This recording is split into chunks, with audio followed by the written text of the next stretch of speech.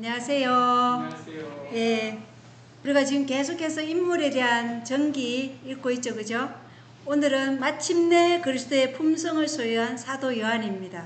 제가 이 마침내에 꽂혀가지고 이 말씀이 너무 좋아요. 마침내 저희에게도 희망이 있다는 것이죠. 마침내 우리도 그리스도의 품성을 소유한 사람이 될 수 있다는 것. 이 말씀이 우리 모두에게 교훈이 되는 그러한 말씀이 되기를 바랍니다. 그리고 우리 모두도 마침내 그리스도의 품성을 소유할 수 있다는 희망을 가지고 오늘 말씀을 준비했습니다. 우리가 지난 시간에 보면 교육책 146쪽에 성경 중에 전기가 담겨 있는 부분만큼 교육적으로 더 가치가 있는 부분은 없다고 그랬어요. 그죠? 교육적으로 가장 큰 가치가 뭐예요? 성경의 인물에 대한 전기라는 거예요. 그래서 이 전기들은 있는 그대로의 생애를 기록한 점에서 세상의 다른 모든 전기들과 같지 않다는 것이에요. 세상의 전기들은 사람의 좋은 점만 기록하죠. 그렇지만 성경의 전기는 그렇지 않다는 것입니다. 그래서 우리는 사람의 유한한 두뇌를 가지고서는 다른 사람의 행위를 꼭 바르게 해석할 수 없다는 거예요. 그래서 오직 사람의 마음을 읽으시고 동기와 행위의 숨은 원천을 분별하시는 하나님만이 사람의 인격과 생애를 절대적으로 진실하고 충실하게 묘사할 수 있으시고, 이런 묘사는 다만 어디에서만 발견할 수 있어요? 하나님 말씀에서만 찾을 수 있기에, 그래서 성경에 나오는 인물에 대한 전기는 교육적으로 가치가 아주 크다는 것을 우리가 배우게 됩니다. 그래서 우리가 생명의 길에서 떠나지 않도록 어떤 위험이 있는지 이러한 것들에 대해서도 성경의 전기는 우리에게 분명하게 말씀하고 있어요. 그래서 한 번의 잘못된 발걸음이 그 사람의 운명을 어떻게 곁길로 인도해서 그 생기는 결과까지 성경은 우리에게 말씀하고 있어요. 그래서 우리가 오늘 마침내 그리스도의 품성을 소유한 사도 요한은 어떻게 그렇게 그리스도의 품성을 소유할 수 있었을까를 우리가 집중해서 보도록 하겠습니다. 자, 성화된 생애 84쪽에는 아주 경건했던 사람들의 전기를 읽을 때 우리는 자주 그들의 경험과 학식을 우리가 달성할 수 없는 것으로 생각한다. 그러나 그렇지 않다는 거예요. 그리스도께서는 모든 사람을 위하여 돌아가셨으며 우리는 하나님께서 당신께 구하는 자들에게 성령 주시기를 지상의 부모들이 자기들의 자녀들에게 좋은 선물을 주는 것보다 더욱 절개하신다는 그분의 말씀을 확신한다. 그래서 하나님이 우리가 기도하고 간구하고 갈망하며 하나님 우리에게 뭘 주신다고요? 성령을 주시기를 하나님은 절개하신다는 거예요. 그리고 우리는 그 말씀을 확신하면서 나아간다는 거예요. 선지자들과 사도들도 기적을 통해서 그리스도의 품성을 완성한 것은 아니었다. 성경의 인물 중에 기적을 통해서 그리스도의 품성을 소유한 사람 아무도 없는 거예요. 그죠? 여기 와봐라. 내가 네 마음에 그리스도의 마음을 주겠다. 짱 하고 준 사람은 아무도 없다는 거예요. 그들은 하나님께서 그들이 도달할 수 있는 범위 안에 마련해 두신 재료들을 사용해서 아름다운 품성을 건설했다. 따라서 누구든지 그와 같은 노력을 하기만 하며 그와 똑같은 결과를 얻게 될 것이다. 그래서 누구든지 우리도 오늘 배우는 사도 요한처럼만 노력을 하며 그와 똑같은 결과를 얻게 된다는 거예요. 마침내 그리스도와 같은 품성을 소유하게 된다는 겁니다. 아멘이죠? 가능하다는 것을 말해주고 있어요. 교육책 87쪽에는 요한은 그리스도와 누구보다도 친밀해지고 싶었다. 우리 마음에 먼저 마음이 문제죠, 그죠? 그리스도와 친밀해지고 싶은 마음의 동기가 있어야 된다는 거예요. 실제로 그는 그런 관계를 향유하였다. 요단강가에서 처음으로 모인 집회에서 안드레는 예수님의 교훈을 듣고 즉시 그 형제를 부르러 달려갔으나, 안드레 형제 누구를 부르러 갔어요? 베드로를. 그런데 요한은 어떻게 했냐? 요한은 조용히 앉아서 그리스도의 기이한 화제에 대한 명상에 잠겨 있었다. 저분의 말씀을 듣고 요한은 명상에 잠겨 있었다는 거예요. 그분의 말씀을 묵상하면서. 그는 언제나 열심으로 구주를 따르고 그 말씀을 듣기에 여념이 없었다. 그러한 요한이었지만 그 품성에 결코 결점이 없는 것은 아니었다는 것입니다. 그는 유순하고 몽상적인 열심자는 아니었다. 그와 그의 형제는 울의 아들이라고 불리었다. 예, 울의 아들이 뭔지 아시죠? 요한은 자부심이 강하고 야심적이며 싸움을 좋아하는 사람이었으나 거룩하신 교사께서는 요한의 이런 모든 성격의 이면에 있는 열렬하고 순진하며 사랑하는 마음이 있는 것을 보셨다. 울의 아들과 같이 막 사마리아인들이 예수님을 안 받아들인다고 어떻게 했어요? 하늘에서 불이 떨어지게 우리가 기도할까요? 이렇게 얘기했던 울의 아들이었어요. 그런데 예수님은 그의 성격 그러한 울의 아들 같은 그 이면에 뭐가 있어요? 열렬하고 순진하며 사랑하는 마음이 있는 것을 보셨다는 거예요. 예수님께서는 요한의 이기주의를 견책하시고 야심을 꺾으셨으며 믿음을 시험하셨다. 그러나 이와 동시에 그리스도께서는 그의 심령이 사모하고 있는 성결의 아름다움, 곧 당신께서 가지고 계시는 사람을 변화시키는 사랑을 그에게 나타내셨다. 세상 중에서 내게 주신 사람들에게 내가 아버지의 이름을 나타내었나이다. 그래서 예수님이 사도 요한에게 그의 심령이 사모하고 있는 성결의 아름다움, 곧 예수님께서 가지고 계신 그 사람을 변화시키는 사랑을 누구에게 나타내셨다는 거예요? 요한에게, 사도 요한에게 나타내셨다는 거예요. 그리고 예수님은 아버지의 이름을 자신이 나타내신 것 같이 사도 요한이 누구를 나타내기를 원해요? 예수님을 나타내기를 원하셔서 그 요한을 변화시키는 사랑을 그에게 계시해 주셨다는 것입니다. 성화된 생애 53쪽에 보면 구주에 대한 요한의 사랑은 단순하고 인간적인 우정이 아니라 그리스도의 값진 보혈로 말미암아 구속받았음을 깨닫고 회개한 죄인에게서 우러나온 사랑이었다. 그는 주님께 봉사하기 위해 일하고 고통당하는 것을 다시 없는 영광으로 생각하였다. 우리의 아들이었지만 그 그리스도의 보혈이 우리가 당해야 될 율법의 저주인 둘째 사망을 당하시고 우리를 대속하셨다는 그 구속함을 깨닫고 그 요한은 회개했다는 거예요. 그는 그 마음에 회개한 죄인에게서 우러나온 사랑으로 누구를 사랑했다는 거예요? 예수님을 사랑했다는 거예요. 그래서 우리의 모든 순종의 원칙이 뭐라는 거예요? 사랑에서 나오는 거예요. 그리스도께서 우리를 향한 그 사랑에 감동된 그 회개한 죄인에게서 우러나온 사랑에 의해서 우리가 주님께 순종해야 된다. 무엇을 하든 그렇다는 거예요. 그리고 그의 마음은 어떻게 됐어요? 주님께 봉사하기 위해 일하고 고통당하는 것을 다시 없는 영광으로 생각했다. 우리가 그렇게 생각하고 살아가냐 이 말이에요. 그죠?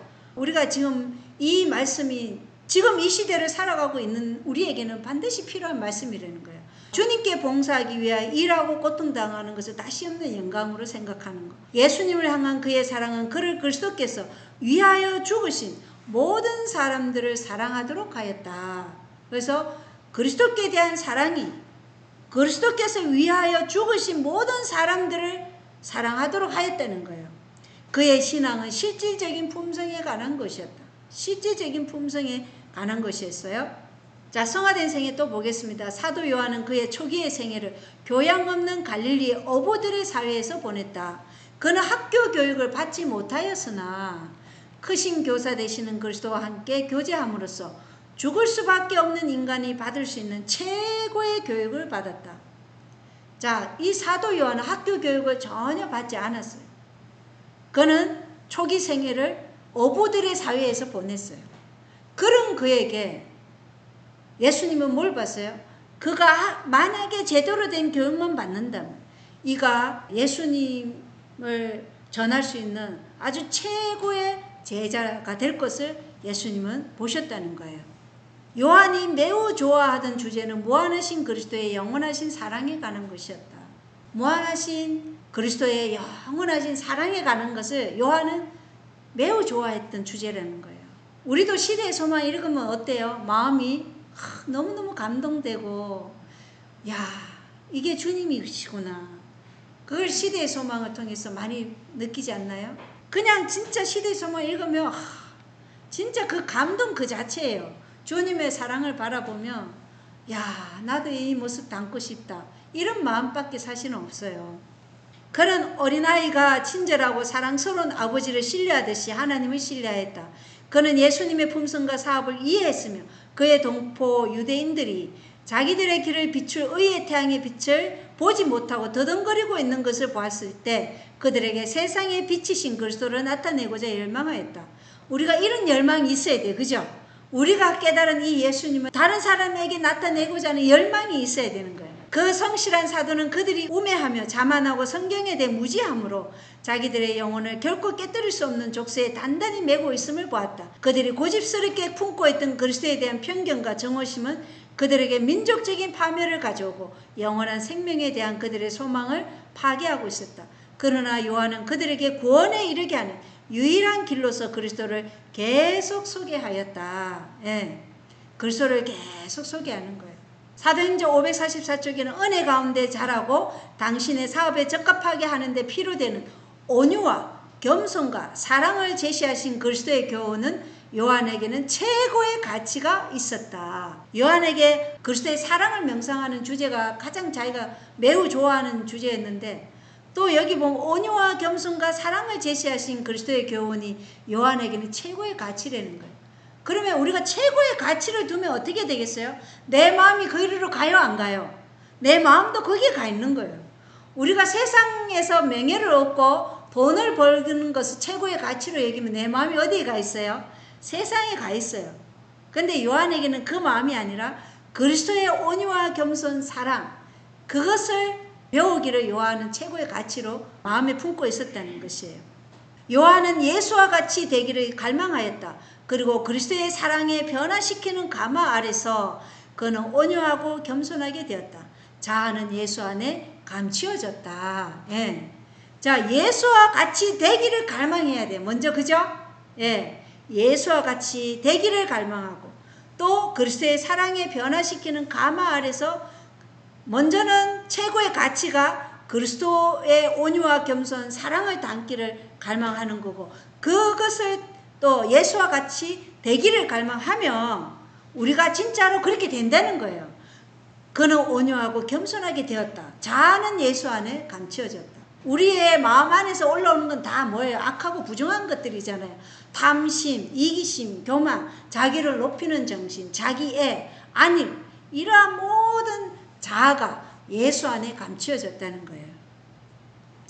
그래서 요한일서 4장 19절에 21절을 보면 우리가 그분을 사랑하면 그분께서 먼저 우리를 사랑하셨기 때문이라. 어떤 사람이 내가 하나님을 사랑하느라 하고 자기 형제를 미워하면 그는 거짓말하는 자니 자기가 본 자기 형제를 사랑하지 아니하는 자가 어찌 자기가 보지 못한 하나님을 사랑할 수 있으리요. 하나님을 사랑하는 자는 또한 자기 형제를 사랑하라는 이 명령을 우리가 그분께 받았느니라. 이 요한 1, 2, 3서와 요한복음과 계시록을 누가 썼냐면 요한이 썼어요. 요한 1, 2, 3서를 보면 우리가 예수님의 제자됨이 어떠한 것이라는 것을 분명하게 알 수 있죠. 우리가 교과 시간에도 배웠지만 우리가 그리스도 안에서 자아를 감추려면 뭐가 있어야 돼요? 긍휼히 여기는 마음, 그리고 친절한 마음, 겸손한 생각, 온유함, 오래 참음, 그리고 서로 용서해주고, 그리고 이 모든 것에 뭘 입으라? 사랑을 입으라. 사랑을 완전히 매는 띠니라. 그래서 이렇게 되는 그 삶에서 우리가 하나님을 사랑한다고 하면서 형제를 미워하면은 그것은 거짓말하는 자라는 거예요. 이러한 글을 쓸 수 있다는 것은 이러한 경험을 했기 때문에 쓸 수 있는 거예요. 사도 요한은 가장 제자들 12제자들 중에 가장 나이가 어린 17살 때부터 예수님을 따라다녔어요. 그러한 요한이 가장 또 오래까지 산 거예요. 예수님의 제자 중에 자연사한 제자가 유일하게 사도 요한이에요. 나머지는 어떻게 됐어요? 다 순교당했어요. 예, 다 순교당했어요. 화형당하고 베드로는 거꾸로 이제 십자가에 처형당하고 도마는 피부 살겹이 다 벗겨지고 다 핍박당해가지고 순교당했는데 사도 요한만큼만 하나님께서 그 자연사하도록 수명이 90몇 세까지 살 수 있도록 그렇게 해줬어요. 끓는 기름 가마솥에 넣었는데도 안 죽고 살아있으니까 어찌할 수 없어서 어디로 보냈어요? 밤모섬에 유배를 보낸 거예요. 그러니까 우리의 죽고 사는 것은 누구 손에 달린 거예요? 하나님 손에 달린 거예요. 우리 손에 있는 게 아니라는 거예요. 하나님께서 그 사도 요한이 아직 할 일이 있었기 때문에 반모섬에 유배를 보내고 기름 가마솥에서도 구원해 주시고 반모섬에 보내서 요한계시록을 보여주시고 요한복음을 쓰게 하시고 그리고 뭘 쓰게 하셨어요? 요한 1, 2, 3서를 쓰게 하신 거예요. 그래서 그 사도가 전한 게 바로 이 요한 1, 2, 3서에서 나온 우리가 서로 사랑하자. 예수님이 우리를 사랑한 것처럼. 그래서 성화된 생애 53쪽에 보면 그 사도의 생애는 자기의 가르침과 조화를 이루었다. 사도 요한의 생애는 자기의 가르침과 조화를 이루었다 그래요. 근데 말씀을 전하는 분들이 제일 견디기 어려운 게 어떤 건지 아세요?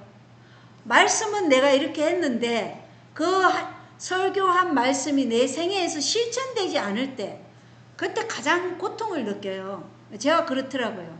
고통스럽더라고요. 내가 설교한 말씀이 이건데 내가 그렇게 살지 못할 때 고통이 오더라고요. 그런데 이 사도 요한은 자기의 가르침과 조화를 이루는 생애였다는 거예요.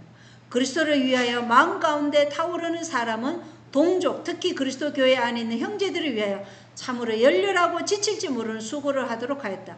그는 능력 있는 교사였으며 열성적이고 매우 진지했으며 그의 설교는 그들로 회개하지 않고는 견딜 수 없게 하였다. 아멘. 야, 지금 오늘날 이러한 설교자가 필요하지 않겠어요? 그죠? 그의 설교를 들으며 회개하지 않고는 견딜 수 없는 이런 미충만함이 이르며 이런 일이 안 일어나겠어요? 베드로가 설교했을 때 하루에 3,000명이 회개했잖아요. 그런데 요한의 설교를 들은 사람들 중에는 회개하지 않고는 견딜 수 없었다는 거예요. 성화된 생애 63쪽에 보면 요한은 그리스도의 복음이 곳곳마다 전파되기를 기대하고 생애하였으며 수많은 사람들이 그 교훈을 열렬히 받아들이고 있었다. 그러나 그는 해로운 오류들이 교회 안으로 스며들어오는 것을 깨닫고 비탄에 잠기게 되었다. 어떤 오류들이냐? 그 시대나 지금이나 똑같아요. 동일한 오류가 있어요. 그리스도를 용납했던 자들 중에 더러는 예수님의 사랑으로 말미암아 그들이 율법을 순종하지 않아도 좋게 되었다고 주장하는 거예요. 한 오류는 율법에 순종하지 않아도 괜찮다는 거예요. 그리고 반면에 다른 오류는 많은 사람들은 율법의 의문과 유대의 모든 관습과 의식들을 지켜야 하며 이렇게 하면 그리스도의 보혈의 공로가 없이도 구원받기에 족하다고 가르쳤다는 것이에요. 이 두 큰 오류가 이 초대교회 때 있었다는 것입니다. 그들은 사도들과 같이 그리스도를 한 선량한 사람으로 생각하였으나 그리스도의 신성은 부인하는 자였다는 것입니다. 예, 그리스도의 보혈을 믿지 않고 순종하지 않아도 좋다고 여기는 사람들은 다 뭐예요? 그리스도의 신성을 부인하는 자들. 요한은 그들이 이러한 사상들을 받아들일 때 교회가 당면할 위험들을 보고 신속하고 단호하게 이 사상들을 대처했다.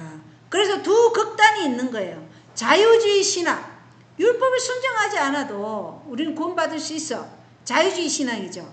그리고 자신의 공로로 자신을 스스로 구원 얻고자 하는 대속의 피가 필요 없어요. 예수 그리스도의 보혈의 공로 없이도 우리가 우리의 선한 행위를 통해서 구원을 충분히 얻을 수 있다. 이러한 두 가지 극단이 있다는 거예요. 그래서 가톨릭이 세상에서 인기 얻는 비법이 뭐라 그랬어요? 이 두 개예요. 예, 율법을 순종하지 않아도 자유주의 신앙, 구원을 얻을 수 있다. 그리고 구원을 얻는데 내 공로가 거기에 포함되면 구원이 얻어지는 거예요. 그럼 뭐가 필요 없어요? 그리스도의 보혈의 공로가 필요 없는 거예요. 그래서 가톨릭이 세상에서 인기를 얻는 거예요. 그러니까 가톨릭은 뭘 부인해요? 그리스도를 부인해요. 신성을 부인하고 대속을 부인하는 거예요. 그래서 요한 2서 7절로 11절에 속이는 자들이 세상에 많이 들어왔는데 그들은 예수 그리스도께서 육체 안에 오신 것을 시인하지 아니하느니라. 이런 자가 속이는 자여 적그리스도니라. 너희 자신을 살피지니 이로써 우리가 이룬 그것들을 우리가 잃지 아니하고 충분한 보상을 받으리라. 누구든지 죄를 지으며 그리스도의 교리에 거하지 아니하는 자에게는 하나님이 없고 그리스도의 교리 안에 거하는 자에게는 아버지와 아들이 둘 다 있느니라. 그래서 아들을 부인하면 누구를 부인하는 거예요? 아버지도 부인하는 거다. 어떤 사람이 너희에게 오면서 이 교리를 가져오지 아니하거든 그를 너희 집에 받아들이지 말고 그에게 축복 인사도 하지 말라. 그에게 축복 인사를 하는 자는 그의 악한 행위들에 참여하는 자니라. 그래서 축복 인사도 하지 말라는 거예요. 그래서 대속을 부인하기 때문에 가톨릭에는 어떤 교리가 있는 거예요? 연옥에 대한 교리가 있고 면죄부가 있는 거예요. 그리고 이제 중보자를 부인하니까 고해성사도 있는 것이고. 자, 시대 소망에는 요한과 그의 형제는 우레의 아들들이라고 불렀다. 그들이 예수와 함께 있을 때 사람들이 조금이라도 예수를 멸시하면 그들은 분노하여 도전하였다. 악한 성질, 복수심, 비평하는 정신이 이 사랑받던 제자의 마음에 가득 차 있었다. 요한은 자존심이 세고 하나님의 나라에서 첫째가 되고자 하는 야심이 있었다. 그러나 그는 날마다 자신의 난폭한 정신과 대조되는 예수의 온유하심과 관용하심을 보고 겸비와 인내의 교훈을 들었다.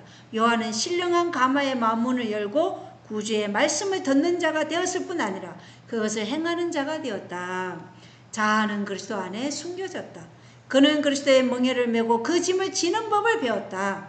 예수께서는 당신의 제자들을 견책하시고 또한 경고하시고 주의를 주셨으나 요한과 그의 형제들은 예수를 떠나지 않고 책망에도 불구하고 예수를 따르기를 택하였다. 책망받았다고 많은 사람들은 떠났어요. 예수님이 너희도 나를 떠나려느냐 했을 때 많은 사람이 떠났잖아요. 오병이의 기적을 통해서 사람들이 예수를 왕으로 만들려고 했을 때 예수님이 그들을 어떻게 했어요? 다 흩어버렸잖아요. 흩어버리고 다 많은 사람들이 떠날 때 너희도 나를 떠나려느냐 이렇게 제자들에게 물었을 때 이 제자들은 떠나지 않았다는 것이에요. 그들은 끝까지 예수의 권한에 참여하여 당신의 생애의 교훈을 배우기를 계속하였다. 그들은 그리스도를 바라봄으로 품성의 변화를 얻게 되었다. 그래서 우리가 계속 그리스도를 바라봄으로 품성이 변화된다. 자, 요한은 자존심이 세고 하나님의 나라에서 첫째가 되기를 원했어요. 그래서 요한의 어머니가 어떻게 했어요? 내 이 두 아들을 하나는 우편에 하나는 좌편에 예수님 나라 세워지면은 하나는 우의정 하나는 좌의정하게 해달라고 그렇게 얘기했잖아요. 그래서 예수님이 내가 받을 침례가 너희도 받을 수 있겠느냐 그랬을 때 그들이 그걸 알고 말했을까요? 모르고 예 받을 수 있나이다 이렇게 얘기한 거예요. 그런데 진짜 그들이 십자가에 달려 돌아가신 그 예수님의 그 침례를 알았더라면 결코 그 말을 하지 못했을 것이라는 거예요. 자, 사도행전 544쪽에는 요한은 이렇게 말한다. 이 생명이 나타내신 바 된지라 이 영원한 생명을 우리가 보았고 우리가 다 그의 충만한 데서 받으니 은혜 위에 은혜로라. 요한은 경험적으로 구주를 알았다. 주님의 교훈들은 그의 영혼에 새겨졌다. 말씀이 우리 안에 새겨져야 돼요. 새겨져야 돼. 그가 구주의 은혜를 증거할 때 그의 단순한 언어는 그의 전신에 스며든 사랑의 웅변이었다. 요한으로 하여금 항상 그리스도 곁에 가까이 있기를 갈망하게 한 것은 그리스도께 대한 그의 깊은 사랑이었다. 요한은 그리스도를 너무 사랑하기 때문에 항상 그리스도 곁에 있기를 원했어요. 그래서 최후의 만찬 때도 예수님 가까이서 어떻게 했어요? 예수님 가슴에 있었잖아요. 그죠? 구주께서는 12 제자들 모두를 사랑하셨으나 요한은 가장 잘 받아들이는 정신을 가졌었다. 요한은 다른 제자들보다 어렸으며 아이의 신뢰심을 가지고 더욱 예수께 그의 마음을 열었다. 이리하여 그는 그리스도를 더욱더 동정하게 되었고 그를 통하여 구주의 가장 깊은 영적 교훈이 백성들에게 전달되었다. 그래서 가장 깊은 교훈이 요한 1, 2, 3서와 요한복음과 요한계시록 마지막 하나님의 백성들을 위한 계시까지 요한을 통해서 하나님이 말씀하셨다는 것입니다. 자, 그래서 어린 아이가 부모를 신뢰하는 그 신뢰심으로 요한은 예수님을 가까이 했다는 거예요. 우리의 젊은이들이 이래서 희망인 거예요. 문제는 그 마음이 정말로 예수 그리스도를 닮기를 원하느냐 이게 문제예요. 성하대생의 64죠. 요한이 크다란 장애 없이 그의 사업을 수행한 것은 아니었다. 사단은 한가롭게 있지 않았다. 그는 악인들을 선동하여 이 하나님의 사람의 유용한 생명을 단축시키려 했다. 사단이 한가롭게 있지 않아요. 사람들이 이 요한이 설교하면 회개하지 않고 견딜 수 없는데 사단이 가만히 있겠어요? 그러니까 사단이 어떻게 했어요? 요한을 모함해서 로마 제국을 통해서 가마솥에 쳐넣게 한 거예요. 그래도 나오니까 아무도 없는 밤모습에 유배를 했어요. 거기 가면 이제 요한이 드디어 이제 하나님의 말씀을 전할 수 없다. 이렇게 생각했는데 천만의 말씀이죠. 거기에서 요한은 그 노예 상태에서도 요한은 복음을 전했다는 거예요. 그리고 예수님이 요한을 찾아와서 일곱째 날 안식일에 주의 날에 일곱째 날 안식일인 이사야서 58장에 있는 성경에 주의 날 거룩한 날은 일곱째 날 안식일이죠. 그날에 예수님이 오셔서 요한에게 계시를 보여주신 게 요한계시록이에요. 거룩한 천사들이 사단의 공격으로부터 요한을 보호하였고 요한은 그리스도를 위한 성실한 정인이 되어야만 했다. 위험 가운데 처해 있는 교회는 그의 정언을 필요로 하였다. 그래서 사도 요한이요, 계시록에 나오는 에베소 교회부터 시작해서 라오디게아 교회까지 감독이었어요. 그래서 이 7 교회에 요한의 편지가 도달해야 되는 거예요. 그래서 위험 가운데 있었어요. 그때 교회는 어떤 위험이 있었어요? 에베소 교회는 첫사랑을 잃어버렸고, 서머나 교회는 죽기까지 신실하게 해야 됐고, 버가모 교회는 타협하는 교회였고, 두아디라 교회는 어떤 교회였어요? 거짓 선지자 이세벨이 나왔고, 또 사대 교회는 어땠어요? 살았다는 이름은 있으나 죽은 상태였고, 필라델피아는 현재 사랑을 회복하고, 라오디게아의 교회는 어때요? 떠떠미지근한 그런 상태의 교회가 다 위험에 처해 있는 교회를 사도 요한의 정언이 필요했기 때문에 하나님께서 사도 요한에게 나타나신 거예요. 사단의 대리자들은 허위 진술을 하고 거짓을 말함으로써 요한과 그리스도의 교리에 대항하는 적대감을 야기시키려 노력하였다. 그 결과로 분쟁과 이슬이 교회를 위태롭게 하고 있었다. 요한은 이 오류들을 학고부동하게 대하였다. 그는 진리를 대적하는 자들의 길에 울타리를 쳐놓았다. 그는 이 이교들의 지도자들을 아무런 격려하는 힘도 얻지 못하게 될 것이라고 기록하여 훈계했다. 오늘날에도 초대교회가 번영하는 것을 위협했던 악들과 유사한 악들이 존재하고 있으므로 이러한 점들에 관한 사도들의 가르침을 우리는 신중하게 명심해야 할 것이다. 오늘날에도 똑같은 악들이 있다는 거예요, 교회 안에. 그래서 요한이 이렇게 편지 쓴 거야. 사랑하는 자들아, 우리가 서로 사랑하자. 이러한 부르짖음을 어디에나 외쳐야 할 것인데, 특별히 성화되었다고 공언하는 이들이 그것을 외쳐야 할 것이다. 자, 우리가 성화되었다면 우리가 더 많이 외쳐야 될 것이 뭐라는 거예요? 사랑하는 자들을 우리가 서로 사랑하자. 이걸 더 외쳐야 된다는 거예요. 그러나 사랑은 순결하기가 그지없어 고백하지 않은 죄를 덮지 못한다. 요한의 교훈은 말세의 위기 가운데 살고 있는 사람들에게 중요한 교훈이 되고 있다. 그래서 우리가 아무리 사랑을 말해도 사랑은 순결하기가 그지없어 고백하지 않은 죄를 덮지 못하는 거예요. 그래서 하나님의 눈은 너무나 정결하여서 악을 보지 못하신다 그랬어요. 그러나 하나님의 율법을 범하면서 하나님을 아노라고 공언하는 자는 그의 공언이 거짓된 것이라고 명백히 말하였다.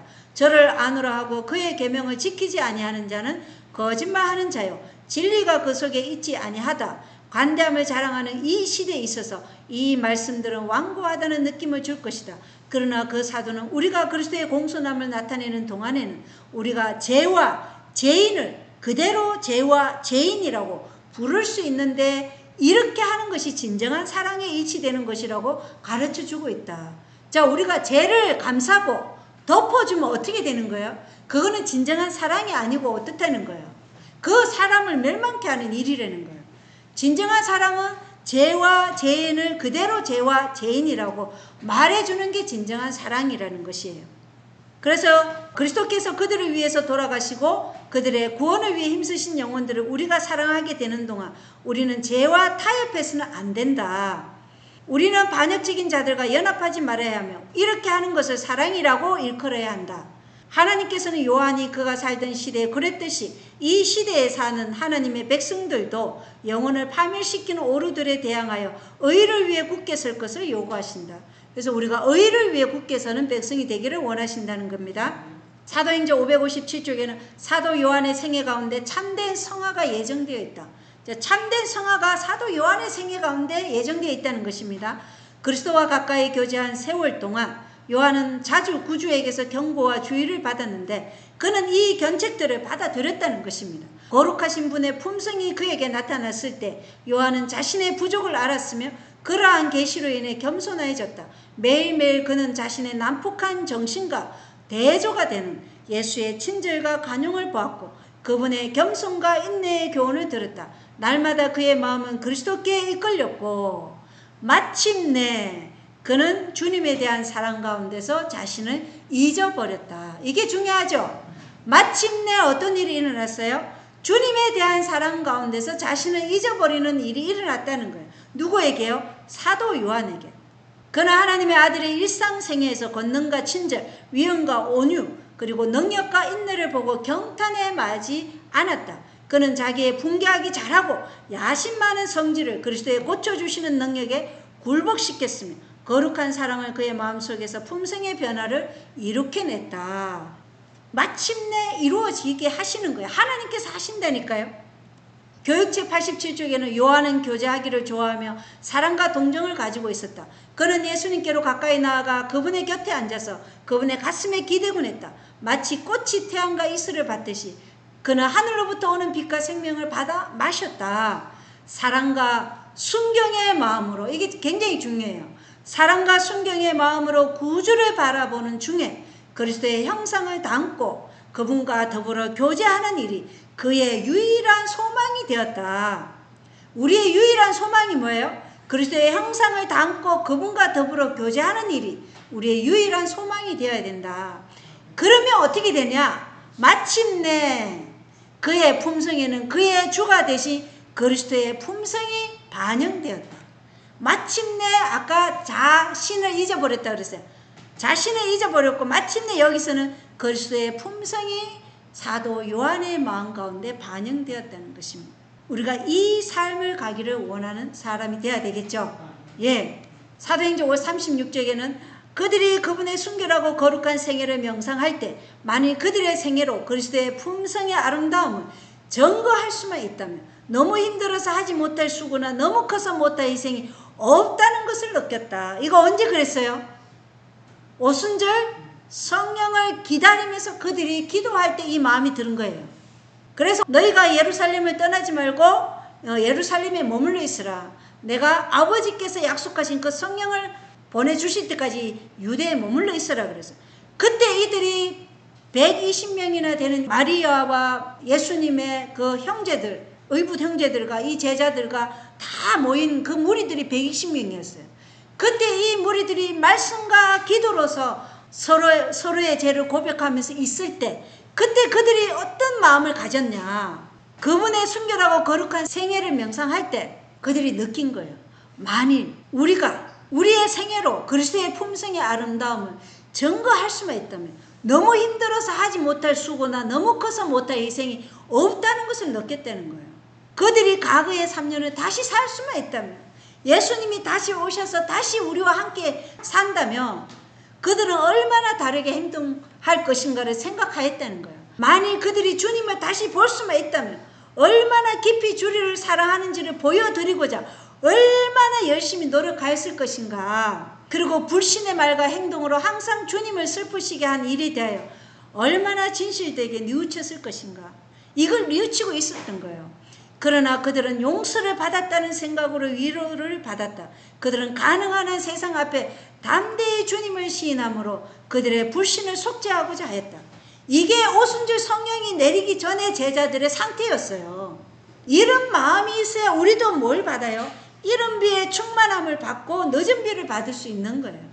제자들은 사람들을 만나기에 적합하게 되도록 그리고 매일의 교제에서 죄인들을 그리스도께 인도할 수 있는 말을 할 수 있도록 매우 열렬히 기도하였다. 자, 우리의 기도가 어떻게 되어야 된다는가요? 사람들을 만나기에 적합하게 되도록 우리를 준비시켜 달라고 기도해야 되는 거예요. 그리고 매일의 교제에서 죄인들을 그리스도께 인도할 수 있는 말을 할 수 있도록 그렇게 기도했다는 거예요. 불화와 재산권을 잡으려는 모든 욕망을 버렸어요. 그때. 예. 서로 놓고자 하는 모든 욕망을 버리고 그들은 그리스도인 교제를 통하여 모두 친밀해졌고 그들은 하나님께 더 가까이 나아갔으며 이러한 생활을 통하여 그들은 그리스도와 밀접한 교제를 할 수 있다는 것이 얼마나 큰 특권인지를 깨닫게 된 거예요. 그리고 그때 이제 오순절 성령이 내린 것이에요. 자, 우리가 이러한 우리의 열심으로 하는 기도가 없이 하나님께서 그냥 성령이 부어지질 않아요. 우리가 이토록 간절히 구해야 돼요. 우리가 이러한 제자들이 되기를 간절히 바랍니다. 자, 사도행전 547쪽에는 그가 우리를 위해 목숨을 버리셨으니 우리가 이로써 사랑을 알고 우리도 형제들을 위하여 목숨을 버리는 것이 마땅하니라. 성령께서 강림하신 후 제자들이 살아계신 구주를 선포하려고 나아갈 때 그들의 유일한 소망은 영혼들을 구원하는 것이었다. 자, 그들이 영혼들을 만나기 적합하도록 우리를 준비시켜 주시고 우리가 영혼들을 만날 때 할 말을 주시라고 기도하고 오순절 성령이 내렸을 때 그들이 구주를 선포하려고 나아갈 때 그들의 유일한 소망은 뭐예요? 이 말을 듣고 영혼들이 예수께로 이끌림을 받도록 영혼을 구원하고자 하는 것이 그들의 유일한 소망이 되었던 것이에요. 사도 요한을 보세요. 그는 예수님 닮고 예수님과 가까이 교제하기를 유일한 소망으로 가졌어요. 그리고 그것을 가졌을 때 그 다음 소망이 뭐였다는 거예요? 영혼들을 구원하고자 하는 것이 그의 유일한 소망이었다는 것이. 이게 성화된 사람의 생애라는 거예요. 그들의 생애는 당신의 의로 그들을 의롭게 하실 수 있는 구주의 능력을 높여야 하였다. 그래서 그들은 누구를 높였어요? 그들을 의롭게 하실 수 있는 구주의 능력을 높여야 했다. 이게 믿음으로 말미암아 의를 경험한 자들은 누구를 높이는 거예요? 그리스도를 높이는 거예요. 그리스도만이 우리를 이렇게 변화시킬 수 있고 그리스도만이 우리를 구원하실 수 있고 그리스도만이 우리의 유일한 소망이다. 그래서 구주를 높이는 거예요. 구주를. 자신이 하는 일을 높이는 게 아니에요. 자기를 높이는 것이 아니라 자기들을 이렇게 변화시키신 그리스도만을 높이는 거예요. 그래서 제자들이 전한 그 복음은요. 무엇이었냐? 인간의 모습으로 오신 슬픔의 사랑 그리스도, 또 악인들의 손에 잡히사 십자가에 달리신 지옥의 사랑 그리스도, 부활하신 그리스도, 성천하사 인간의 변호인으로 하나님의 존전에 나아가신 그리스도, 그리고 구름을 타고 능력과 영광으로 다시 오실 그리스도, 그리스도가 그들이 전한 복음이었다는 것입니다. 그리고 그 그리스도만이 우리를 의롭게 하실 수 있기 때문에 그 그리스도의 의를 높인 것이에요. 그래서 우리는 누구를 높여야 돼요? 구주의 능력을 높이고 그분의 사랑을 높여야 되고 그분의 의를 높여야 되는 것이에요. 우리의 의가 거기에 단 한 올이라도 섞이면 우리는 멸망당해요. 사도행전 67쪽에는 하나님의 율법은 거룩하여 아무도 그 율법을 범하고서는 형벌을 면할 수 없다. 하나님의 율법을 범하고는 아무도 그 형벌을 면할 수 없다는 거예요. 자복하고 회개해야 된다는 것입니다. 하와는 하나님께서 매우 인자하시기 때문에 그분의 내리신 명령을 불순종한다고 해서 자기를 처벌할 수 없으실 것이라고 믿었다. 이게 사단의 기만이에요. 사단은 오늘날도 마찬가지예요. 수많은 사람들이 그들이 넷째 계명을 범하는 데 대한 변명으로 그와 같은 계변을 주장하고 있어요. 어느 날을 지키는 게 뭐가 중요해? 나는 일요일에 교회 가는 게 일요일 지키면 되고 하나님 믿는다고 하면서 하나님 명령대로 하나님이 말씀하신 거룩한 날을 지키지 않고 일요일 지키면서도 자기들은 구원받는다고 생각하는 거예요. 알지 못하고 그러면 은혜의 시간이 있지만 알면서도 그러한 자들에게는 그거는 양심이 하인 맞는 거예요. 그리스도의 마음을 가진 자들은 어떤 환경 가운데서라도 하나님의 모든 계명을 지킬 것이다. 아멘이죠. 어떤 환경 가운데서도 그리스도의 마음을 가진 자들은 하나님의 모든 계명을 지킨다는 거예요. 저희를 진리로 거룩하게 하옵소서. 아버지의 말씀은 진리니이다. 요한복음 17장 17절. 진리를 순종하지 않고는 진정한 성화도 있을 수 없다. 분명하게 말씀하고 있죠. 진리를 순종하지 않고는 진정한 성화도 있을 수 없다는 것입니다. 그래서 마지막 대쟁투의 개쟁점은 누구의 건의에 순종하느냐예요. 날은 누구의 건의에 순종하느냐를 나타내는 것이고 마음에 누구의 건의를 인정하느냐, 누구의 건의에 내가 복종하느냐, 이것의 문제라는 것입니다. 사도행전 548쪽에는 그러나 차츰 이러한 초대교회에도 변화가 일어났다는 것입니다. 어떻게 변화가 일어났냐? 신자들은 다른 사람의 결점을 보기 시작했어요. 다른 사람의 실수들을 곰곰이 생각하면서 불친절한 비평의 여지를 주어 그들은 구주와 그분의 사랑을 잊어버려 가고 있는 게 초대교회였다는 것이에요. 그들은 외적 의식에 관하여 더욱 엄격하고 신앙의 실천보다는 교리에 관하여 더욱 까다롭게 되었다. 네가 옳리 내가 옳리 이게 더 중요한 거예요. 다른 사람들을 정죄하려는 열심으로 그들은 자신들의 가오를 보지 못하였다.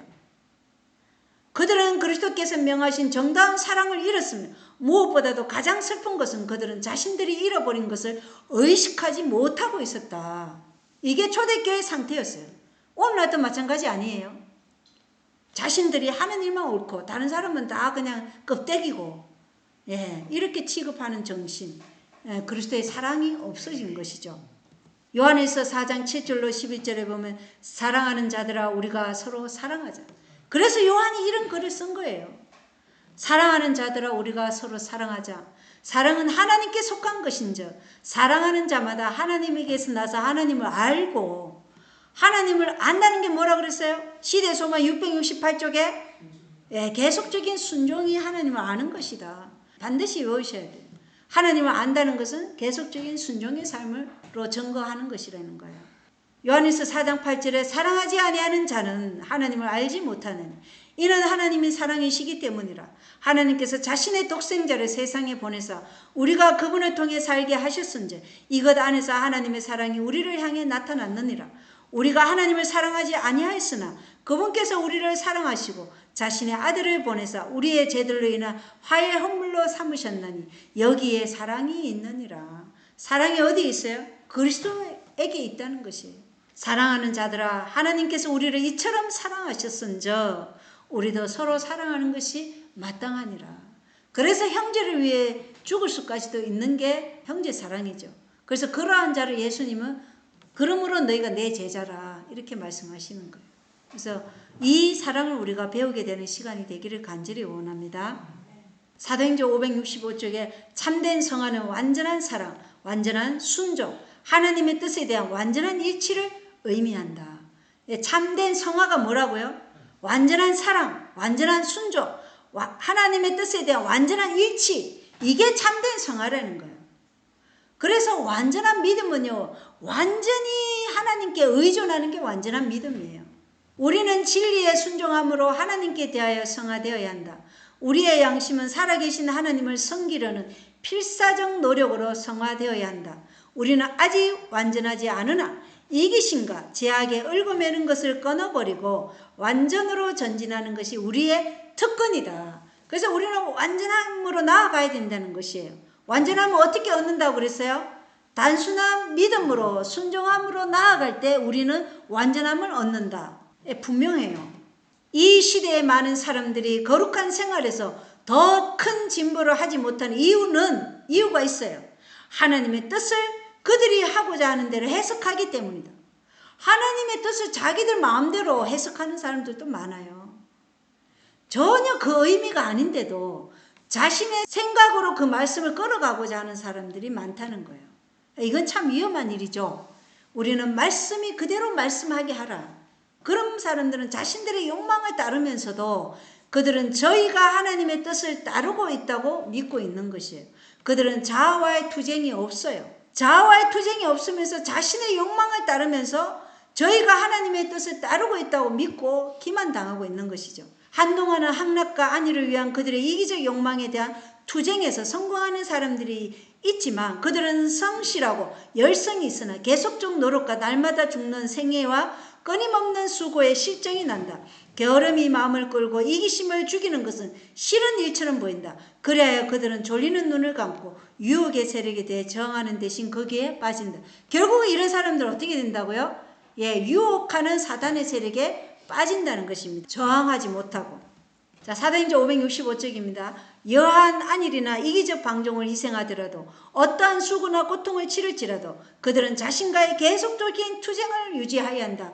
우리의 싸움의 가장 큰 대쟁투는 우리 자신과의 싸움이에요. 이 자아를 굴복하느냐 굴복하지 않느냐. 사람들이 하나님께 드릴 수 있는 최대의 찬양은 그들을 통하여 하나님께서 일하실 수 있는 성별된 통로가 되는 것이다. 자, 우리가 우리 마음에 그리스도의 충만함이 우리 마음에 가득하다면 우리가 시와 노래로 하나님의 영광을 나타낸다 그랬어요. 그런데 우리가 할 수 있는 최대의 찬양, 우리가 하나님께 드릴 수 있는 최대의 찬양은 하나님께서 우리를 통해서 일하실 수 있도록 우리 자신을 성별된 통로로 허락해 드리는 것이라는 거예요. 이게 굉장히 중요하죠. 시간은 신속히 영혼 속으로 흘러가고 있다. 우리는 하나님의 것을 하나님께 되돌려 드리지 않는 일이 없도록 하자. 그것이 아무리 우리 힘으로 얻은 것이라도 하나님께 드리기를 거절하지 말자. 드리지 않으면 없어진다. 무엇은 재능이든 드리지 않으면 없어져요. 우리 아까 집사님이 우물 펌프 그게 물을 안 쓰면 물이 사라지는 것처럼 없어지잖아. 말라버리잖아. 똑같다는 거예요. 그것이 아무리 우리 힘으로 얻은 것이라도 하나님께 드리기를 거절하지 말자. 드리지 않으면 없어진다. 하나님께서는 온 마음을 요구하신다는 거 우리에게.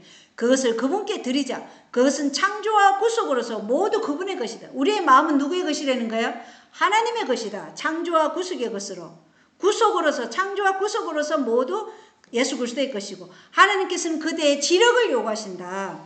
그것을 하나님께 드리자. 그것은 하나님의 것이다. 하나님께서는 그대의 재물을 요구하신다. 하나님께서는 우리 앞에 최고의 이상 즉 완전을 두신다. 그러므로 우리는 어떻게 되라고요? 절대적으로 온전히 그분을 섬기는 사람이 되어야 하는 것입니다. 그분께서는 당신께서 하나님 앞에서 우리를 위해 행하시는 것처럼 우리가 이 세상에서 절대적으로 온전히 그분을 위하는 사람이 되라고 요구하신다. 자, 하나님은 우리 앞에 최고의 이상이 뭐라고요? 완전함이라는 거예요. 이 완전함은 단순한 믿음으로 순종의 길을 따를 때 얻는 것이라고 분명히 말씀하고 있어요. 그래서 계속해서 우리의 모든 마음 그리고 지력, 재물, 시간 이런 모든 것들은 하나님의 영광을 위해서 하나님께 드리는 것이 합당하다. 그러한 자들을 하나님께서 완전하게 하신다는 거죠. 자, 사도행전 575조 각 시대를 통하여 하나님의 임명을 받은 정인들은 진리를 위해 비난과 박해를 당했다. 우리가 이제까지 배운 인물들도 마찬가지예요. 각 시대마다 지위가 높으면 높을수록 고난의 학교는 더 쓰라렸죠. 그죠? 요셉은 그의 덕행과 성실을 유지한 까닭에 해방과 핍박을 받았고 또 다윗은 원수들에게서 맹수처럼 쫓김을 당하였고 다니엘은 그가 하늘에 충성을 다한 까닭에 사자굴에 던짐을 당하였고 욥은 이 세상 소유를 다 빼앗기고 육체에 매우 큰 고통을 받아 그의 친척들과 친구들이 몹시 싫어했으나 그의 성실성을 유지하였고 예레미야는 하나님께서 그에게 말하도록 주신 말씀을 전하는 것을 단념할 수 없었으며 그의 정언은 왕과 귀족들을 매우 경노하게 하였으므로 그는 무시무시한 굴에 던짐을 받았고 스데반은 그리스도와 그의 지신 십자가를 전파한 까닭에 돌로 죽임을 당했어요. 바울은 이방인들에게 하나님을 위한 충실한 사자였기 때문에 옥에 갇히고 몽둥이에 박고 돌로 침을 당하고 마침내 죽임을 당하였어요. 그 중에 가장 큰 핍박은 어디에서 왔어요? 유대인들에게서 가장 큰 핍박을 받았어요. 동족에게서. 그리고 요한은 하나님의 말씀과 예수의 증거로 인하여 밤모섬에 요배당했다. 인간의 학고부동함에 대한 이와 같은 모본들은 하나님의 약속들, 당신의 영원한 임재와 한결같은 은혜의 충실함을 증거한다. 이것들은 세상 세력을 저항할 신앙의 힘을 증거한다. 가장 어두운 시간에 하나님 안에서 쉬고 아무리 혹독하게 시련을 당하고 폭풍이 요동할지라도 우리 아버지께서 키를 잡고 계심을 느끼는 것은 믿음의 역사이다. 그래서 믿음의 안목으로서만 영원한 부의 가치로 옳게 평가하도록 현세의 사물 저편을 바라볼 수 있다는 것입니다. 그래서 우리가 책임이 중하면 중할수록 봉사의 직임이 높으면 높을수록 그 시험은 더욱 철저하고 그 단련은 더욱 혹독하다는 것을 이러한 인물들을 통해서 각 시대를 통해서 알 수 있어요. 자, 여기 읽겠습니다. 계속해서 사도행전 574쪽에는 박해를 당한 사도 요한의 경험 가운데 그리스도인을 위한 경이로운 힘과 안위의 교훈이 있는데 하나님께서는 악인들의 음모를 방해하지 않으시지만 자, 하나님께서요 악인들의 음모를 방해하지 않으시지만 그들의 계책을 시련과 투쟁 가운데서 그들의 신앙과 충성을 유지하는 사람들에게 유익이 되도록 작용하게 하신다. 그렇죠? 요셉도 형들이 요셉을 노예 상인들에게 팔았어요. 그러나 그것이 그들은 악을 행했지만 하나님께서는 그들의 악이 선한 열매를 맺도록 작용을 하셨다는 거예요. 다니엘이 사자굴에 들어가는 것을 하나님께서는 막지 않으셨어요. 그죠? 들어가게 했어요. 그러나 다니엘이 살아서 나왔을 때 하나님께 영광이 되었죠. 다니엘이 하나님 앞에 무죄하였기 때문에. 그래서 하나님께서는 그들의 신앙과 충성을 유지하는 사람들에게 유익이 되도록 작용하신다는 것입니다. 하나님께서는 당신을 의지하라고 그들을 가르치시고 이와 같이 하나님께서는 위기에 대처하고 신임의 지위를 감당하고 그들에게 성취하도록 주어진 능력의 큰 목적을 성취할 수 있도록 그들을 준비시키신다. 그래서 우리가 고난의 학교에서 시련받는 것은 하나님께서 성취하도록 주어진 능력의 큰 목적을 성취하도록 하기 위해서 하나님이 준비시키시는 은혜의 선물이라는 거예요. 그걸 통해서 우리가 어떤 인물이 된다고요? 하나님이 쓰실 수 있는 도구가 된다는 거예요. 자, 가르픈 기별 1권에 보면 루터나 낙스, 존 낙스죠. 우리들이 루터나 낙스나 및 다른 유명한 개혁자들에 대한 전기를 읽을 때 우리들은 하나님의 충성된 종들이 가졌던 능력과 불굴의 정신과 용기에 감탄하게 되며 저들에게 활력을 불어넣어준 기본 사상을 표착할 것이다. 이렇게 되어 있어요. 그리고 우리들은 저들의 미덕을 담기 위하여 노력해야 할 것이지만 저들을 우리들의 표준으로 삼아서는 안 된다는 것입니다. 인간이 우리의 표준이 아니라는 것이죠. 이러한 인물들은 개혁사업을 수행함에 있어 보기 드문 재능들을 가지고 있었지만 하나님은 인간을 표준으로는 삼지 말라는 거예요. 인간이 그러한 것들을 통해서 우리가 계속해서 전진하기를 바라시지만 인간을 표준으로 삼지는 말라. 저들은 저들의 능력을 초월한 하나님의 능력으로 활동하였으며 하나님께서 기구로 사용하신 그 인간을 높이고 존경할 것이 아니라 저들에게 빛과 능력을 주신 주 예수님을 높이고 존경해야 할 것이다. 자, 요셉을 사용하시고 침례 요한을 사용하시고 에녹, 노아, 다니엘, 다윗, 또 엘리야, 예레미야, 에스더, 이 모든 영혼들을 사용한 것은 누구예요? 예수님이라는 거예요. 예수님이 그들에게 빛과 능력을 주시고 그들을 사용하신 거예요. 그래서 연약한 우리들이 이러한 인간을 높이고자 하는 위험에 빠지기가 쉬운데 유한한 인간을 맹종하는 일은 그 유한한 인간 이상의 표준을 넘어가지 못한다는 거예요. 그래서 인간을 어떻게 하지 말라고요? 하나님께서 도구로 사용하신 인간을 높이지 말라. 그렇게 말씀하고 있어요. 자, 그리스도인 문서 성경 223쪽에 이런 글이 있어요. 산 사람이거나 죽은 사람이거나를 막론하고 어떤 인간을 격찬하는 것은 하나님의 청지기의 직무가 아니다. 아멘이죠. 어떤 인간을 격찬하는 것은 하나님의 청지기의 직무가 아니라는 거예요. 하나님께서는 그런 기별을 전하도록 우리에게 위탁하지 않으셨다. 붓이나 음성으로 공중 앞에 나타나는 모든 사람은 어떤 인간을 칭찬하는 모든 경향을 버려야 한다. 우리는 붓이나 음성으로도 공중 앞에 나타나서 어떤 인간을 칭찬하는 것을 버려야 한다는 거예요. 왜냐하면 칭찬은 가장 온유한 사람의 마음속에서도 뭘 일으킨다고 되어 있어요? 교만을 일으킨다고 되어 있어요. 그래서 칭찬을 함부로 하면 안 되는 거예요. 자, 이런 일은 완전히 그들의 영역 밖의 일이기 때문이다. 상급은 하나님께서 주셔요. 그죠? 그래서 이 땅에서 만약에 칭찬받으면 하늘에 가서 받을 상급이 있어요? 없어요? 없어요. 하나님께서 주시는 상급이기 때문에 이것은 인간의 영역 밖의 일이라는 거예요. 그래서 사도행전 12장 21절로 23절에 보면 한 정해진 날에 헤롯이 왕복을 차려입고 자기 왕좌에 앉아 그들에게 연설하니 백성이 한호하며 이르되 그것은 신의 음성이요 사람의 음성이 아니라 하거늘. 사람들이 헤롯 왕을 어떻게 했어요? 이것은 신의 음성이다 이렇게 얘기한 거예요. 헤롯이 영광을 하나님께 돌리지 아니하므로 주의 천사가 곧 그를 치매 그가 벌레들에게 먹혀서 숨을 거두니라 이렇게 되어 있어요. 사람들은 깜짝 놀랐죠. 그래서 하나님께 마땅히 돌려줘야 할 영광을 인간인 사람이 그거 영광을 취하잖아요. 그러면 헤롯 아그리빠 왕처럼 이 헤롯 아그리빠 1세죠. 이 1세처럼 될 수 있다니까요. 벌레들에게 먹혀 숨을 거두게 된 거예요. 그리고 24절에 보면 그러나 하나님의 말씀은 잘하고 크게 불어나더라. 이런 일을 통해서 사람들이 뭘 느껴요? 아, 모든 영광은 누구에게로 돌려줘야 된다? 하나님께로 돌려줘야 한다. 인간이 그것을 영광을 가르치면 어떻게 되는지를 하나님께서 실물 교훈으로 보여주신 거예요. 바울의 생애 127쪽에 교회 안에서 성경의 진리들이 그것을 받아들이는 사람들을 성화시키지 않고 있다는 가장 강력한 증거는 신자들이 몇몇 좋아하는 목사들에게 집착되어서 다른 교사들의 가르침을 받거나 은혜를 받지 않으려고 하는 것이다. 교회는 주님을 영접한 같이 이와 같은 그리스도의 종들을 기꺼이 받아들여야 한다. 그들은 목사들이 하나님의 말씀에서 그들에게 주는 교훈들로부터 필요한 모든 은혜를 받으려 해야 하지만 목사들 자체를 우상화시켜서는 안 되며 백성들 간의 종교적 인기면이 있어서는 안 된다.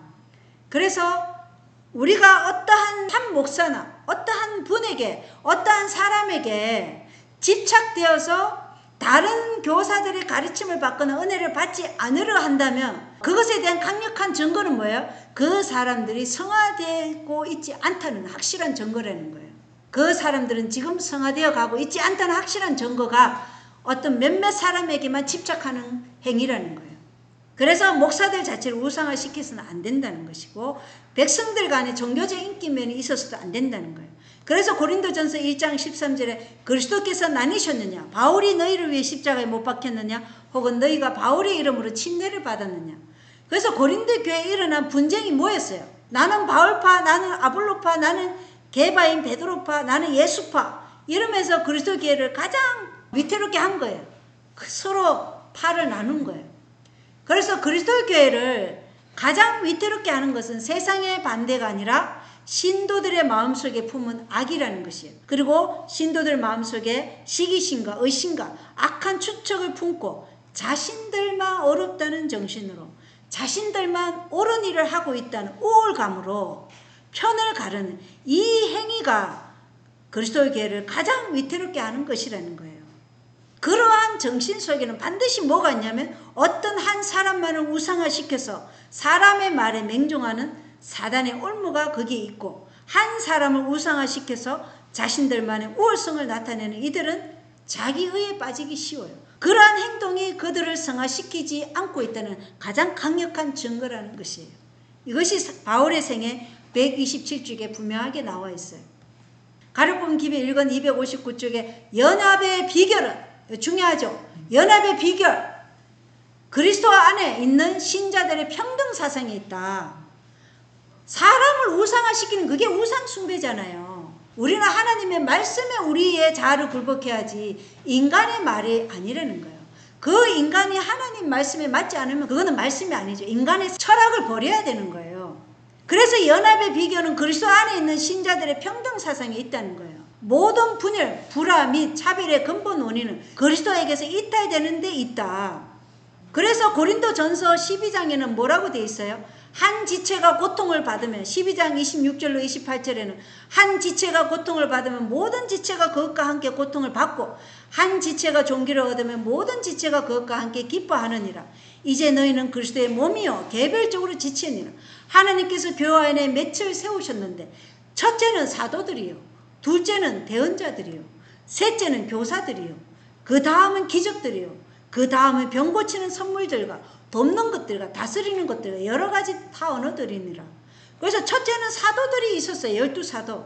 둘째는 대언자들이 있었어요. 그래서 대언자가 사도 바울에게 어디를 가지 말라 그랬어요? 예루살렘에 가지 말라. 그 사람 이름이 아가보입니다. 그가 가지 말라고 했어요. 그가 대언자들이었고, 빌립의 7딸들도 대언자들이었어요. 그리고 교회 안에는 교사들이 있어요. 바나바도 교사였고, 사도 바울도 처음에 안디옥 교회에서 교사로 했어요. 그리고 기적을 행하는 사람도 있어요. 병 고치는 선물들과 돕는 은사도 있고, 다스리는 거, 또 통역하는 거, 다 이런 은사가 있다는 거예요. 그래서 우리가 여기서 중요하게 우리가 알아야 될 것은 하나님의 은사는 다 동일하지 않다는 거예요. 모두 다 동일한 은사나 동일한 직임을 받는 것이 아니라는 거예요. 모든 은사들이 교회에 필요하죠. 여기에 사도가 없고 대언자가 없으면 어떻게 돼요? 우리 엘렌 하이시 대언자인데, 대언자가 없으면 우리가 마지막 때 성경이 있지만 성경을 가지고 있는 많은 개신교인들이 성경을 이상하게 해석하니까 반드시 누가 있어야 돼요? 대언자가 있어야 되는 거예요. 그게 교회의 구성 요소라는 거예요. 그래서 모두 다 동일한 은사나 모두 다 동일한 직임을 받는 것이 아니고, 모든 은사들이 교회에 필요한 거예요. 그리고 각자 받은 은사를 우열을 비교하거나 자신이 하는 일만이 우월하다고 대립관계를 가져서도 안 돼요. 예. 서로의 은사와 직임을 존중해 주면서 우리는 어떻게 돼야 된다는 거예요? 협력관계가 되어야 하는 것이에요. 협력관계. 그리고 이 모든 것이 교회를 구성하기 때문에 각자가 교회의 지체들이고, 교회의 머리는 누구라는 거예요? 예수님이에요. 내가 사도라 해서, 내가 교사라 해서, 내가 병 고치는 은사 있다고 해서 내가 머리가 되면 안 되는 거예요. 우리는 다 지체들이라는 거예요. 협력관계에 있어야 되는 거예요. 서로를 존중해주고, 서로가 잘하는 것을 밀어주고, 위로해주고, 격려해주고, 또 내가 배울 점이 있어요. 당연히 하나님이 나에게 모든 걸 주지 않았다니까요. 저도 제게 부족한 것을 배워야 돼요. 예, 이런 것이 교회라는 거예요. 자, 교회증언 9권 15쪽에는 이 세상에 있는 모든 사람이 하나님을 대적하는 원수의 편에 가담한 것은 아니다. 모든 사람이 다 불충성한 것은 아니다. 하나님께 성실한 소수의 충성된 자들이 있다. 저희는 하나님의 계명과 예수의 믿음을 지키는 자니라고 요한이 기록하고 있기 때문이다. 미국에 앞으로 하나님을 섬기는 자들과 섬기지 않는 자들 사이에 치열한 싸움이 있게 될 것이다. 미국에 앞으로 곧 다가올 미래에 하나님을 섬기는 자들과 섬기지 않는 자들 사이에 치열한 싸움이 있게 될 것이다. 미국에 곧 다가올 미래에 흔들릴 수 있는 것들은 다 흔들릴 것이며 흔들릴 수 없는 것들은 남아있게 될 것이다. 여러분, 우리가 사람에 의한 신앙은요, 위기의 때 그 사람은 절대 지탱해 주지 못해요. 말씀은 우리가 홀로 서기를 준비해야 되는 거예요. 그래서 말씀을 네 마음에 쌓으라는 거예요. 그래야 필요할 때 그 말씀이 너에게 살아있는 능력에 대해서 너를 지켜주신다는 거예요. 그것을 우리가 지금 준비해야 되는 거예요. 그러면서 우리가 영혼을 구원하는 데 있어서 가장 유일한 소망이 되는 것이 진정으로 그리스도를 닮은 사람인 것이죠. 각자의 은사를 존중해 주면서 협력 관계에서 우리가 함께 나아가는 것이에요. 이 사람은 이걸 하고 저 사람은 저걸 하고. 자, 그래서 진리를 순종하지 않고는 진정한 성화도 있을 수 없어요. 그래서 많은 사람들은 굶주림과 의복의 부족으로 인한 공포심 때문에 진리를 떠나 원수와 타협하게 된다고 분명히 말씀하셨기 때문에 우리는 하나님께서 우리의 유익을 위해서 하신 모든 말씀에 순종해야 돼요. 그래서 자급자족의 신앙, 건강개혁, 그리고 교육개혁, 의복개혁, 안식개혁, 믿음으로 말며 의를 소유하고 그리스도로 옷 입어야 되는 것이에요. 사도행전 558쪽에는 전자, 사도, 요한은 겸손히 예수를 배운 반면에 후자 유다는 자신이 말씀에 행하는 사람이 아니요 듣기만 하는 자임을 나타내었다. 사도 요한과 유다를 딱 비교했을 때 유다는 말씀을 행하는 사람이 아니고 듣기만 했어요. 그리고 행하지는 않았어요. 그런데 사도 요한은 겸손히 예수를 배웠어요. 배웠다는 것은 여기 보면 전자는 사도 요한은 날마다 자신에 대해 죽고 죄를 극복함으로 진리를 통하여 성화되었어요. 그러니까 진리를 통하여 성화되었다는 것은 뭐예요? 진리를 순종함으로 성화가 이루어졌다는 거예요. 그러나 유다는요, 변화시키는 은혜의 능력을 거절하고 이기적 욕망을 품음으로 누구의 노예가 됐어요? 사단의 노예가 되었다. 이렇게 되어 있어요. 그래서 우리가 진리로 순종하지 않으면요, 우리는 사단의 노예가 돼요. 그래서 요한은 신령한 가마의 마음문을 열고 구제의 말씀을 듣는 자가 되었을 뿐 아니라 그것을 행하는 자가 되었던 것이에요. 자아는 그리스도 안에 숨겨졌고 그리스도의 멍에를 메고 그 짐을 지는 법을 요한은 배웠어요. 그래서 진리를 순종하지 않고는 진정한 성화도 있을 수 없다. 사도행전 67조. 이 말씀 꼭 우리가 기억해야 되겠죠. 사도행전 67조. 진리를 순종하지 않고는 진정한 성화도 있을 수 없다. 그래서 하나님께서는 너희가 나를 사랑하면 뭘 지킨다? 내 계명도 지킨다. 교회정언 사건 614쪽입니다. 만일 정신이 하나님께 고정되고 진리가 성화시키는 영향을 마음에 미치며 자아는 그리스도 안에 감추어질 것이다. 계속적으로 우리가 진리에 순종함으로 나아가잖아요. 그러면 자아가 그리스도 안에 감추어진다는 거예요. 예, 아멘이죠. 그러니 우리가 진리에 순종하지 못할 이유가 뭐 있겠어요? 예. 만일 우리가 믿노라고 공언하는 진리의 중요성을 깨닫는다면 우리는 완수해야 할 거룩한 사명과 영원한 결과가 포함된 책임이 있음을 느끼게 될 것이다. 세속적인 모든 관심은 거기에 굴복될 것이다. 사도행전 67조 진리를 순종하지 않고는 진정한 성화도 있을 수 없다. 그래서 진리에 순종함으로 성화되고 그러한 사람의 자아는 그리스도 안에 감추어진다는 것이에요. 진리에 순종함으로 성화되고 그렇게 성화된 사람의 자아는 그리스도 안에 감추어진다. 예, 확실하죠. 그리고 그렇게 자아가 그리스도 안에 감춰진 사람의 마음에는 뭐가 있냐? 사명과 책임의식이 있다는 것입니다. 사명은 어떤 사명이겠어요? 영혼들을 구원하고자 하는 그 사명에 자신의 온 영혼이 불탄다는 것이에요. 그리고 자기의 생애에 그리스도를 나타내고자 하는 그 열성이 있다는 것입니다. 그래서 사명이 없는 사람은 죽은 송장이에요. 내가 그리스도를 믿는다고 하는데 나에게 사명도 없고 정체성도 없고 아무런 삶의 목적이 없다. 그거는 그 사람이 성화되지 못했다는 증거예요. 죽은 것이죠. 그래서 사명이 없는 사람은 죽은 송장임을 명심하고 우리가 완수해야 할 거룩한 사명과 영혼들의 책임의식을 다양한 방면으로 전도하게 돼 있어요. 그래서 설교를 통해서 할 수도 있어요. 어떤 포르투갈 사시는 그 유튜브 채널 일러스트레이트 스크리처라는 그 유튜브 채널에 안식일에 대한 영상 그 한 편이요. 1시간짜리가 40만 명이 그걸 봤어요. 40만 명. 우리가 발로 뛰어서 우리가 사람을 만나서 어떻게 40만 명을 만나겠어요. 근데 그 단 한 편의 영상으로 안식일 기별이 40만 명한테 전해진 거예요. 이게 오늘날 하나님께서 이 짧은 시대이지만 그 포르투갈에 있는 사람의 영상을 한국에 있는 저도 들었어요. 그러니 영상 한 편이 전 세계 사람들을 공유하게 하는 거예요. 그러니 오늘날 이 유튜브 영상의 파급력과 그 범위를 우리가 절대 무시할 수 없는 시대에 살고 있다는 것을 반드시 기억해야 돼요. 그리고 그 외에 노방 전도도 할 수 있고 대면해서도 전도하고 또 책자를 통해서도 전도하고 집집마다 방문해가지고 우편함에 전도지를 꽂는 등 모든 사람은 자아가 그리스도 안에 감춰진 사람은 이러한 영혼들을 구원하고자 하는 책임감과 의무가 있다는 것입니다. 예. 그런데 각자가 다양한 은사대로 하는 거예요.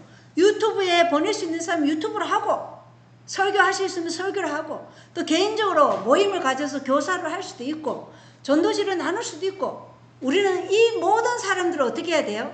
존중해 드려야 돼요. 자, 교육책 87쪽입니다. 마지막으로 보겠습니다. 사랑과 순경의 마음으로 구주를 바라보는 중에 그리스도의 형상을 담고 그분과 더불어 교제하는 일이 그의 유일한 소망이 되었다. 마침내 그의 품성에는 그의 주가 되신 그리스도의 품성이 반영되었다. 사도 요한의 이야기죠.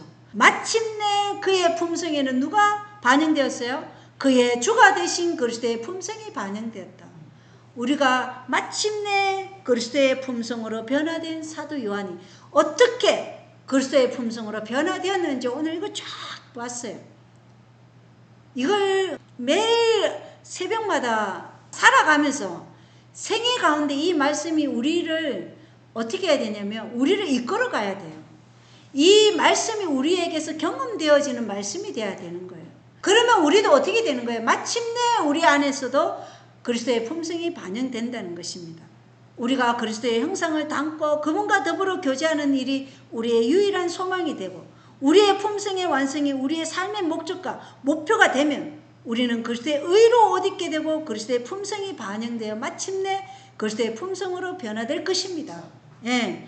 그리하면 우리들의 유일한 소망은 영혼들을 구원하는 일이 될 것이에요. 그리스도의 한없는 사랑을 바라봄으로 회개한 죄인에게서 우러나온 그 사랑으로 주님께 봉사하기 위해 일하고 고통당하는 것을 다시 없는 영광으로 생각하게 된다는 것입니다. 모두 그렇게 되기를 원하십니까? 아멘입니다. 그래서 우리 모두가 이 아름다운 삶으로 꼴지어지기를 바라면서 마침내 그리스도의 품성을 소유한 사도 요한에 대한 말씀을 모두 마치겠습니다. 감사합니다.